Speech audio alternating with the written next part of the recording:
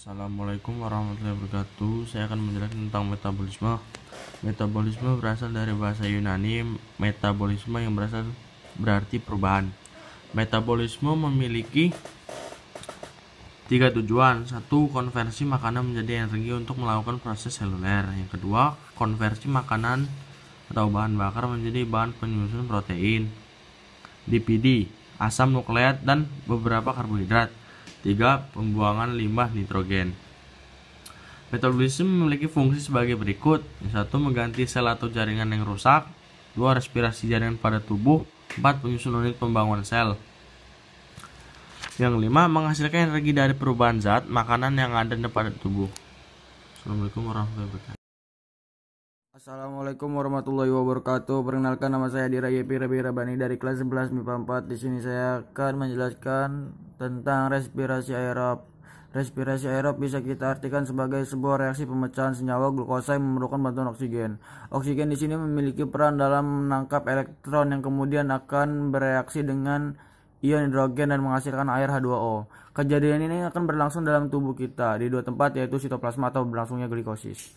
Tahap respirasi aerob: C6H12O6 plus 6O2, 6CO2 plus 6H2O plus energi atau 38 ATP. Glikosis. Pada proses ini terjadi pemecahan glukosa atau 6 atom karbon menjadi asam pirufat atau 3 atom karbon. Proses ini berlangsung di sitoplasma dalam dua jenis reaksi, endergonik atau membutuhkan ATP dan eksergonik atau menghasilkan ATP. Pada tahap ini akan dihasilkan 2 ATP, 2 asam pirufat, dan 2 NADH. Asam pirufat yang dihasilkan akan digunakan sebagai bahan pada proses selanjutnya, yaitu dekarboksilasi oksidatif.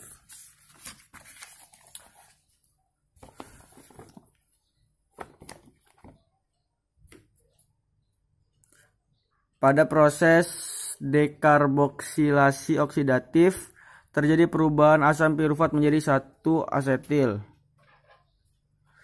Di tahap glikosis, jumlah satu senyawa glukosa akan menghasilkan 2 asam pirufat. Akibatnya akan terbentuk pula 2 asetil CO.A.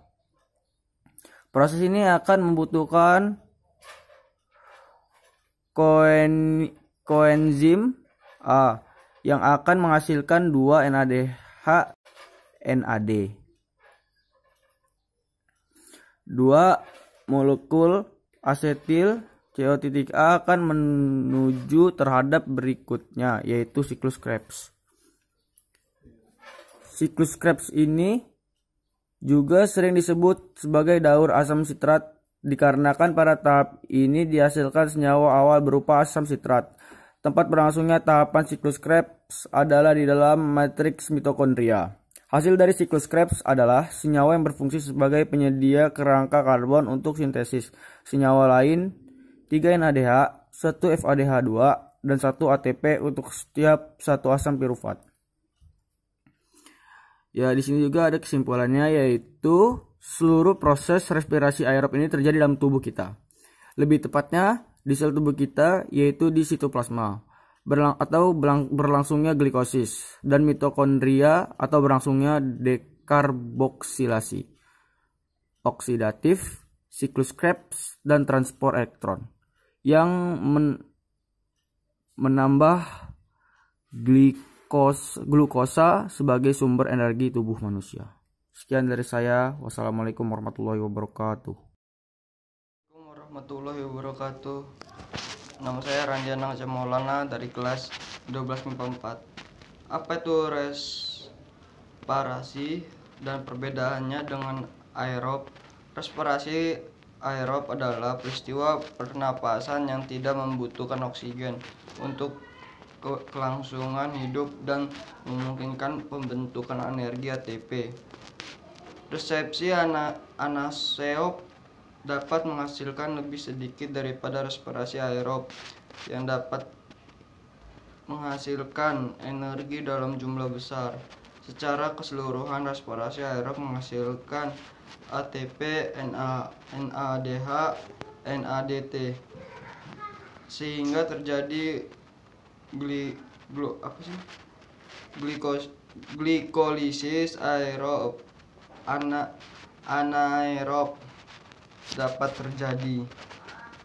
Si anaerob adalah fermentasi yang berarti produksi energi yang terjadi dalam sel dan tidak melibatkan kandungan oksigen atau sitosol. Ya, berikut ini adalah contoh respirasi anaerob. Yang pertama ada fermentasi alkohol, contohnya digunakan untuk mengolah makanan, roti, dan alkohol. Yang kedua fermentasi asam laktat. Nah, itulah atau lupa. Nih, contohnya penggunaan pada makanan keju, yogurt, roti, asinan, dan kubis. Perbedaannya, yang pertama ada perbedaan dalam kebutuhan oksigen. Alur perbedaannya, 3 perbedaan dalam proses dan langkah.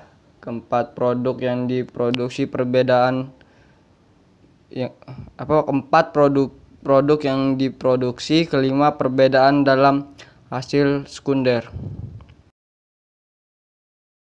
Assalamualaikum warahmatullahi wabarakatuh. Perkenalkan, nama saya Fiski Novaldi. Saya di kelas 12 IPA 4 dan memiliki nomor absen saya 16. Saya di sini akan menjelaskan tentang anabolisme pada makhluk hidup. Simak dan nikmati. Pada kali ini kita bakal menjelaskan tentang apa sih anabolisme itu. Jadi, anabolisme itu adalah penyusunan senyawa sederhana menjadi senyawa kompleks yang bersifat endergonik. Apa sih bersifat endergonik itu? Jadi dia membutuhkan sebuah energi. Nah, dalam anabolisme itu dibagi menjadi 2 macam, yaitu yang melalui cahaya disebut fotosintesis dan melalui zat kimia disebut kemosintesis. Jadi pada video kali ini kita bakal tentang dari cahaya, itu fotosintesis. Fotosintesis itu terbagi menjadi 2 reaksi, yaitu reaksi gelap dan reaksi terang. Dalam fotosintesis terdapat reaksi umum, yaitu 6CO2 plus 6H2O sama dengan C6H12O6 plus 6O2. Dalam CO2 itu merupakan untuk reaksi gelap, dan sedangkan H2O untuk reaksi terang, dan H12O itu adalah hasil dari reaksi gelap, sedangkan O2 merupakan hasil dari reaksi terang. Oke, sekarang kita bakal jelasin tentang reaksi terang. Jadi reaksi terang itu menghasilkan ATP, NADPH2, dan O2. ATP, NADPH2 ini itu digunakan dalam reaksi gelap, dan O2 itu dilepaskan ke udara untuk melakukan proses katabolisme. Dalam reaksi terang memiliki 2 cara, yaitu fotofosforilasi non-siklik. Dia menggunakan cahaya Fs1P700, Fs2P680, akseptor elektron, ADP, NADP, dan H2O. Sedangkan pada fotofosforilasi siklik, proton cahaya itu diterima oleh P700 sama dengan AP dan dikembalikan lagi ke proton fotosistem 1 melalui rantai transfer elektron. Selanjutnya yaitu reaksi gelap yang terjadi di stroma chloroplast.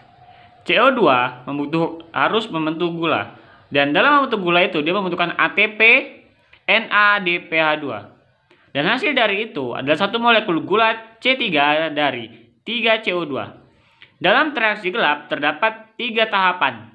Yang pertama yaitu fiksasi CO2. Di dalam tahapan ini, pengikatan karbon dioksida dan senyawa ribosa bersifat oleh enzim Rubisco mengakibatkan terbentuknya molekul 6 atom karbon yang tidak stabil. Molekul ini pecah menjadi 12 molekul asam fosfoligerasat atau PGA. Dan tahapan selanjutnya yaitu reduksi senyawa PGA. Fosfat diterima PGA dan ATP membentuk senyawa 3-bifosforgliserat. Direduksi NADPH menjadi PGAL dan PGAL sebagai bahan baku glukosa dan pembentukan RUBP. Yang selanjutnya yaitu regenerasi RUBP. 6 molekul RUBP memfiksasi 6 molekul CO2 dengan bantuan enzim Rubisco mengakibatkan terbentuk 6 molekul dengan atom 6C. Yang tidak stabil ke-6, molekul ini kemudian pecah menjadi 12 molekul 3 fosfoliserat atau PGA. Oke, mungkin cukup sekian proses penjelasan tentang proses anabolisme pada makhluk hidup. Saya ucapkan terima kasih atas perhatiannya.